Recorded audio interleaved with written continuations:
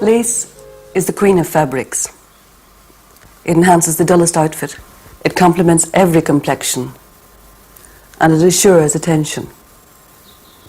In the past, when there's a greater general appreciation of the true value of lace, a person could expect unadulterated envy when they wore a good piece, because that lace suggested wealth, a wealth which could afford to purchase the products of many months, even many years of work by fellow human beings. Lace also suggested patronage of the arts, because many of these complicated designs were drawn by top artists. Even today, the materials and tools used for lace are of trifling cost. What was used for this? A needle, thread, and a good pair of hands. So the value of lace lies in the standard of design, the quality of workmanship, and the amount of sheer manual labour.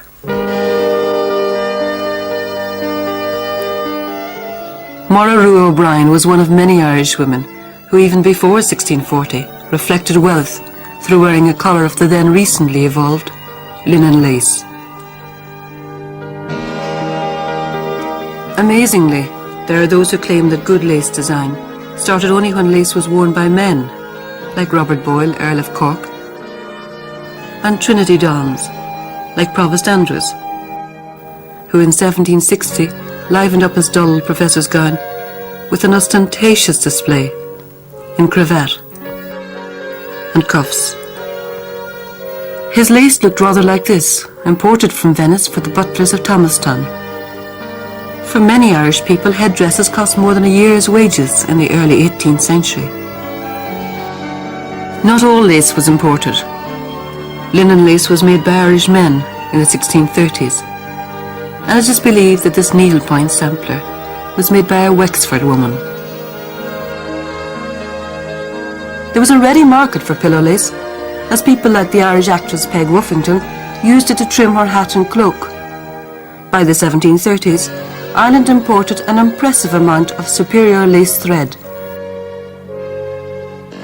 Pillow lace was used also by Lady Arbella Denny, a Kerry woman, who, when widowed, moved to Dublin and spent 30 years, until about 1780, involved in charitable works, one of which was helping Dublin's starving children by paying them to make pillow lace.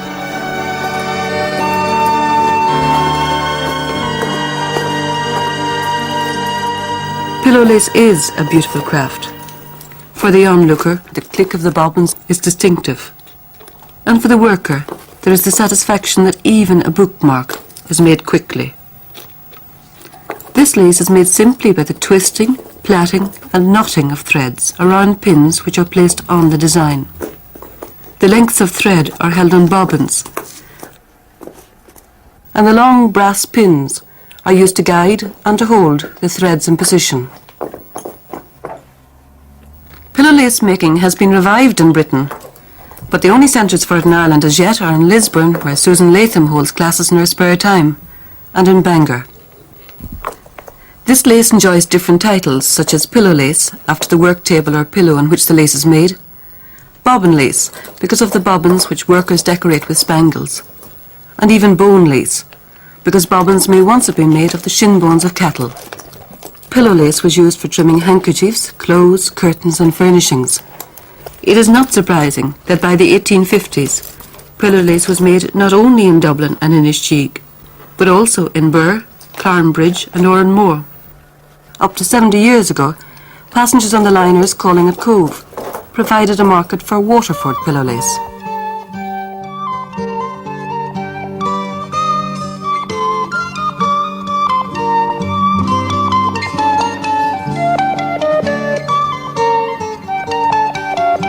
Carrickmacross, County Monaghan, the home of one of the best known Irish laces. There, for over 160 years, Irish women have made a style of lace which Italians claimed was invented by Botticelli. In 1816, the rector's bride worked this interpretation of that lace using machine net. Because of famine, local ladies in the 1820s taught the poor of the parish to make this beautiful appliqué net lace. Mary Cullen of Kingscourt, County Cavan, is typical of the members of the Irish Lace Guild in that she learned lace making from her aunt, and she has passed on the interest not only to her daughter Anne, but also to many others through classes at the Irish Countrywomen's Association Centre and Greenan and in her own district.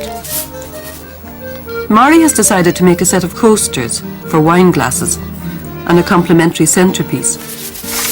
A century ago, she'd have been able to make her selection from professionally prepared designs available at the art colleges, especially the Crawford School of Art in Cork.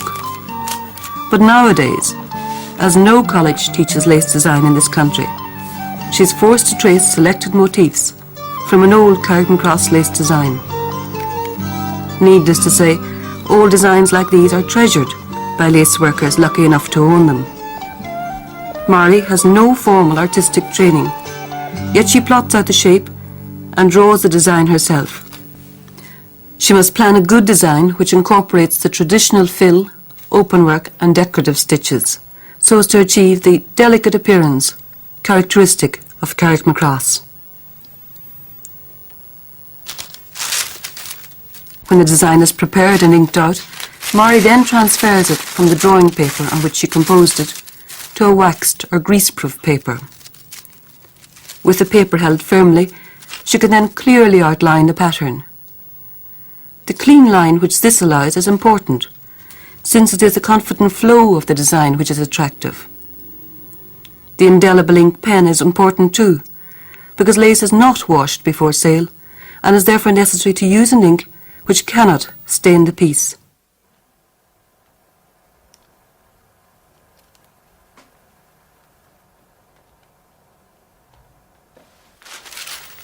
At last, the design completed, Mari now prepares the layers of net and organdy. Unfortunately, because of the cost of good cotton materials today, workers are forced to use nylon fabrics, which are a little harsh for lace. In the past, they used only the finest cotton net, muslin and cambric, all specially imported from Brussels and Nottingham. And so we arrive at preparation stages, with the layers of paper to give firmness during sewing, and then the layers of design, net and organdy.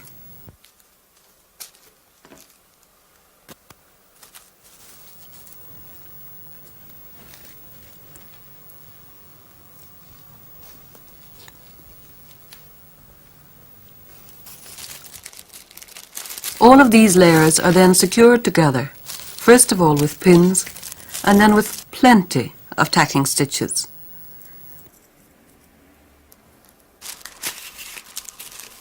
Bound together, these layers provide a soft, single pad for work.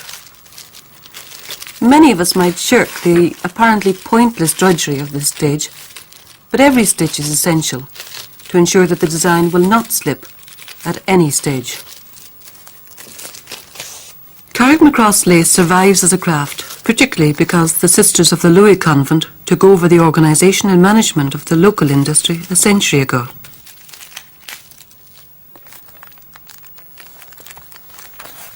A further short tacking stitch is used so as to be absolutely sure that the important organdy is held taut over the design and there would be no unsightly wrinkles in the finished piece.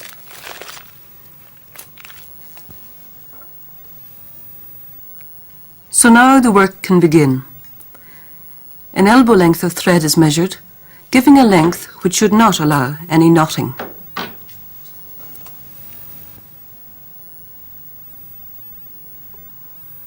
The needles used have to be the finest available so that no holes are left in the work.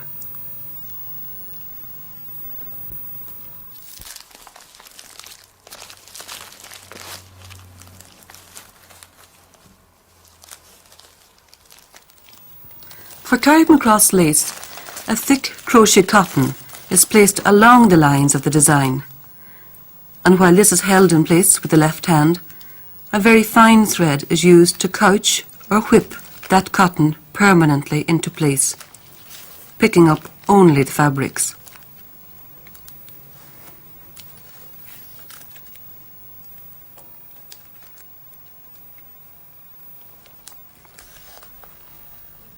The whole design is traced in this way.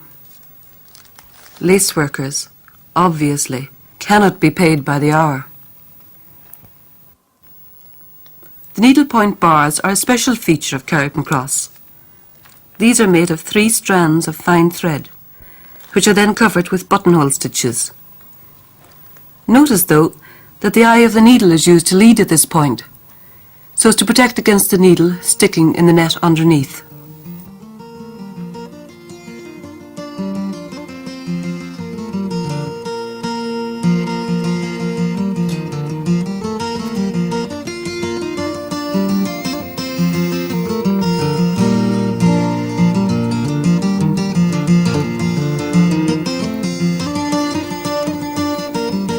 An important feature of Carrick Cross lace is the picot or looped edge, made with a simple twist or loop of the thread, which is then couched down.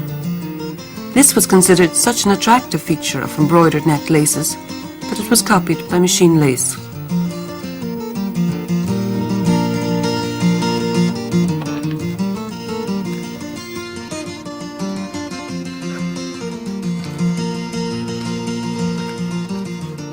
And so, the design traced and edge completed, Murray now cuts away all of those tacking stitches to release the lace from the pad.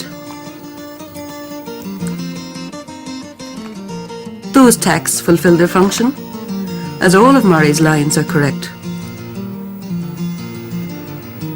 It's at this stage that many a good piece of needlework was destroyed, but Murray, using a lace scissors with one point flattened to prevent accidental piercing of the net underneath, now starts to cut away the excess organdy.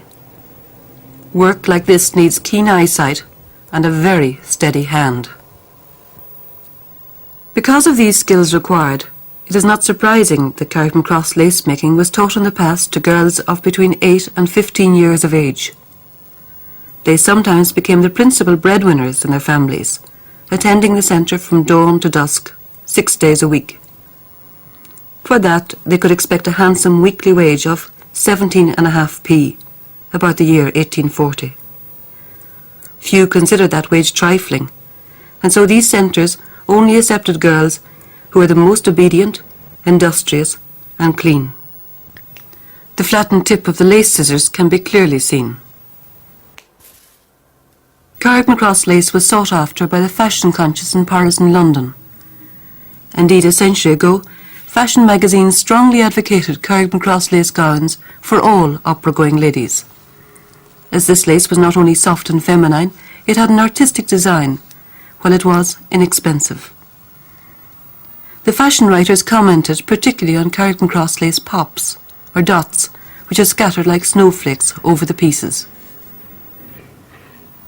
This lace is identified with Carrick Cross town, yet for many years the principal work areas were in nearby Crossmaglen and in other centres throughout the country.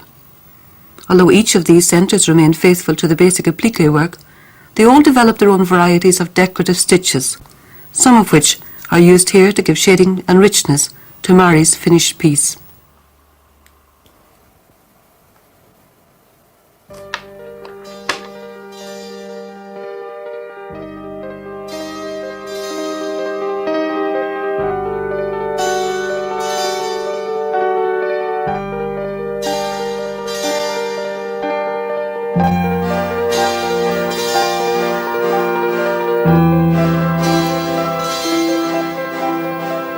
Dublin couturiers started to promote Carrick Cross lace in the 1960s. People like Irene Gilbert had a new approach to the craft and demanded lace in the colour of the outfit and worked in her own specific designs.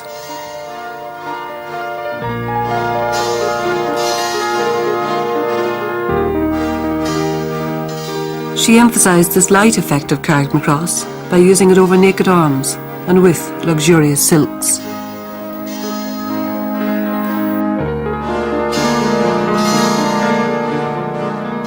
About 10 years ago, Ib Jorgensen created this Carrick Cross lace gown,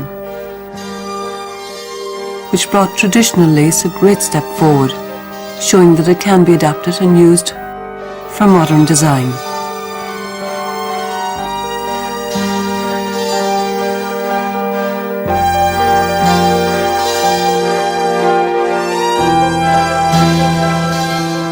The other lace enjoying interest at the moment is Limerick, a lace developed in the sweatshops of Nottingham.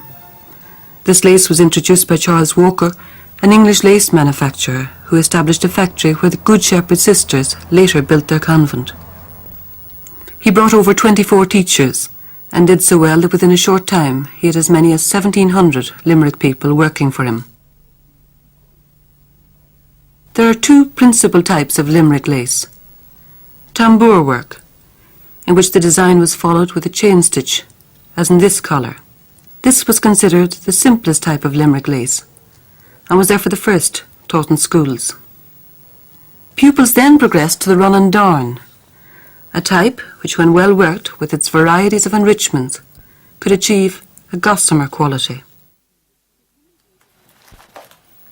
Because Limerick lace is worked on a large wooden frame on which the net is stretched, early work was done in centres under the watchful eye of a superintendent. But Nell Mangdon of Lismore, County Waterford, works in the comfort of her home on a piece of run and darn. The design planned and inked by Nell herself is placed under the stretched net. She then follows the outline in a simple run stitch, using a slightly thicker thread so as to give definition to the design.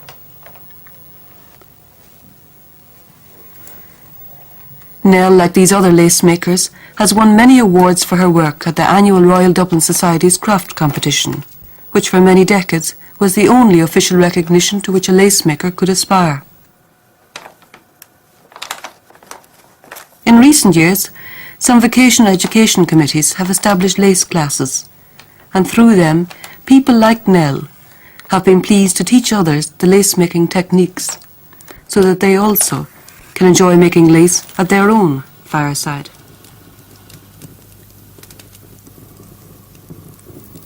The outline completed, Nell then fills in the shapes with a darn stitch.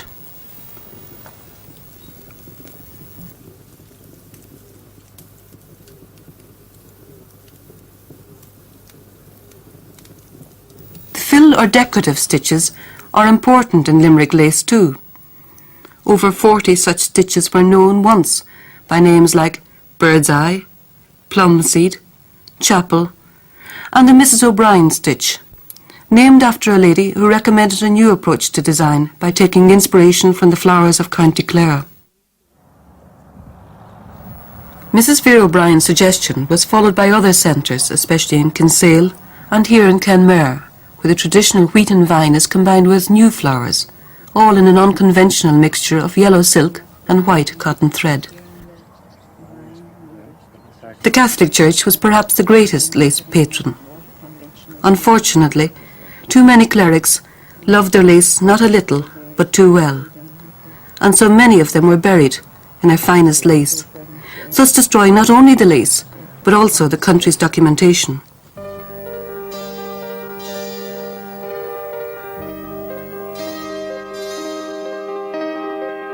Mrs. Vera O'Brien's demand for change was not a voice in the wilderness.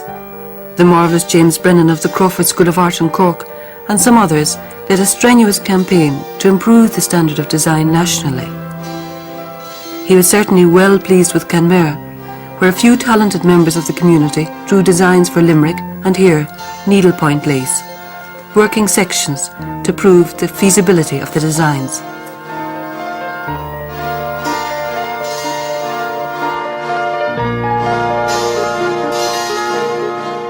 The success of this whole campaign for the improvement of the standards of Limerick lace can be seen in the fact that it was adopted by fashion again,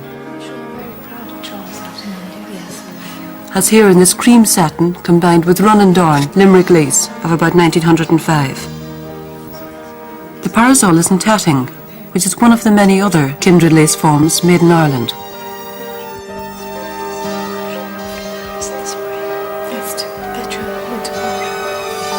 Crochet was introduced into this country at the time of the Great Famine and became distinctively Irish.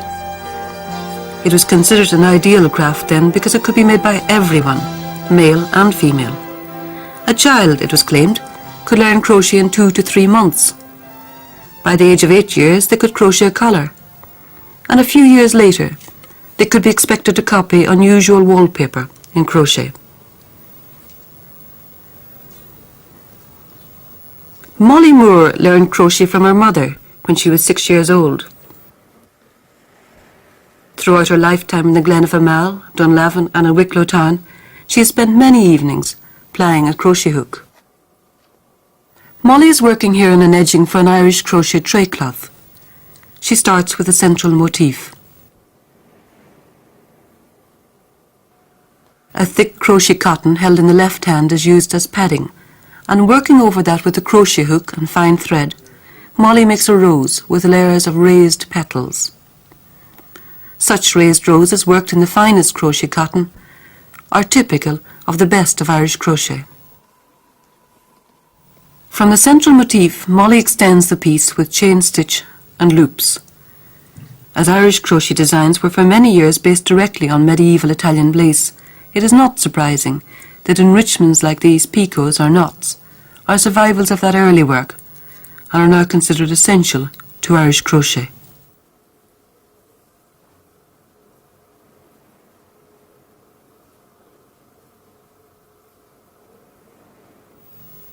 When the basic square shapes are completed, they are joined together and then will be used to trim the linen cloth.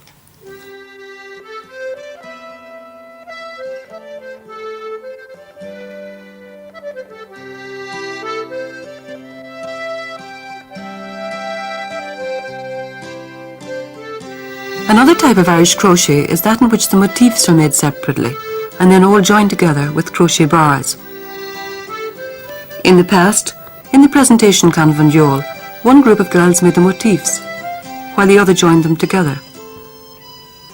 Unfortunately, not all achieved an intelligible design, and many simply scattered the motifs, so as to create a good, rich effect.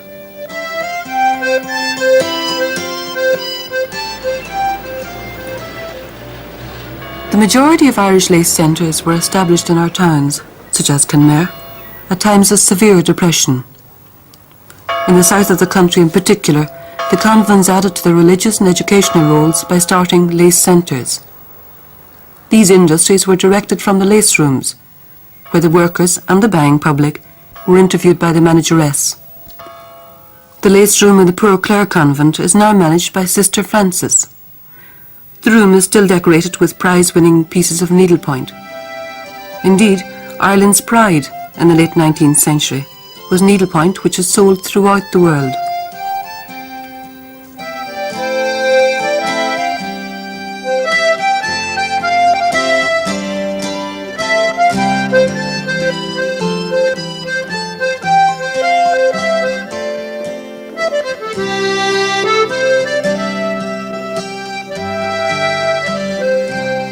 There is one piece at Kenmare still unfinished after 80 years. It shows that needlepoint, like Carrickman Cross, is worked on a design onto which is placed layers of cotton for padding and firmness. Outlining threads are tacked along the edges of the design, and then, using that thread as base, the spaces are filled in with buttonhole or various loop stitches. When the work is completed, the binding threads at the back are cut away and the lace released, like this.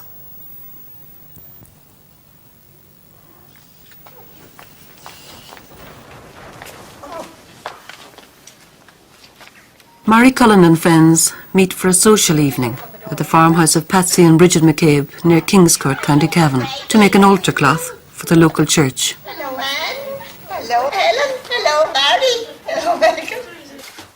I often wondered, Mrs. Cullen, that we never started a lace making class in Cully. Evening classes, is it? Yes, an evening class. For long winter nights.